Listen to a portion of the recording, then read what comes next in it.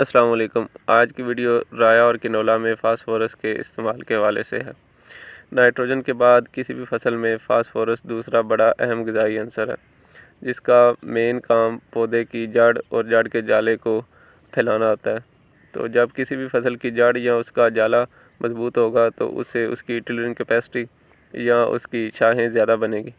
تو جب شاخیں زیادہ بنے گی تو اس پر پھول اور پھل زیادہ لگے گا، جس سے آٹومیٹکلی اس کی پیداوار میں اضافہ ہوگا۔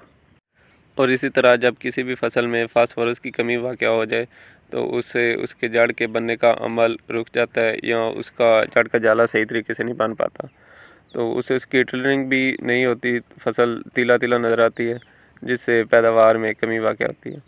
تو فاسفورس کا مناسب اور صحیح مقدار میں استعمال کر کے ہم کسی بھی فصل سے اچھی اور بھرپور پیداوار حاصل کر سکتے ہیں۔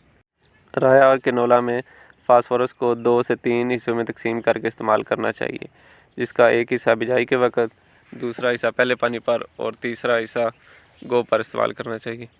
تو بجائی کے وقت اگر تو آپ کی زمین خالی پڑی رہی ہے تو اس میں نہ استعمال کریں تو پھر بھی گزارا چل سکتا ہے، لیکن اگر آپ نے ابھی فصل اٹھائی ہے تو اس صورت میں آپ کو فاسفورس استعمال کرنی چاہیے، جس میں ڈی اے پی اور ایس ایس پی بہترین آپشن ہے۔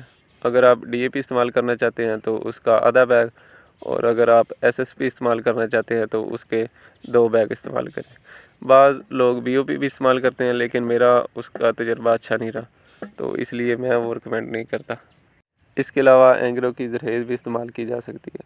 اس کے بعد آتا ہے پہلا پانی۔ پہلے پانی پر جو ہم نے کھاد دینی ہے وہ دیکھنا ہے کہ بجائی کے وقت کون سی کھاد استعمال کی تھی۔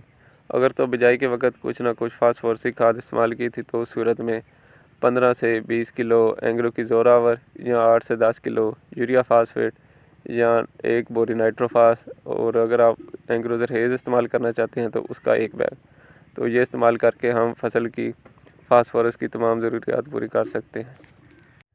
اور اگر آپ نے بجائی کے وقت کوئی بھی فاسفورسی کھاد استعمال نہیں کی تو پھر آپ کو 2 قسطیں کرنی پڑیں گی، پہلی قسط پہلے پانی پر اور دوسری قسط جب فصل گوب پہ ہوگی تو اس وقت۔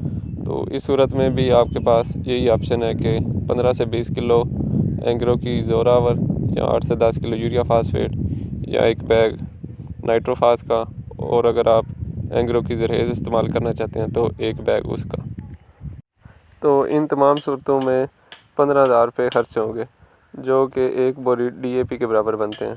تو اگر آپ مجھ سے پوچھیں تو میں بجائی کے وقت 2 بوری سنگل سپر فاسفیٹ، اور اسی طرح جب پہلا پانی لگاؤں گا تو اس پر 8 سے 10 کلو یوریا فاسفیٹ، اور جب فصل گو پہ آئے گی تو 8 سے 10 کلو یوریا فاسفیٹ پھر دوبارہ استعمال کروں گا۔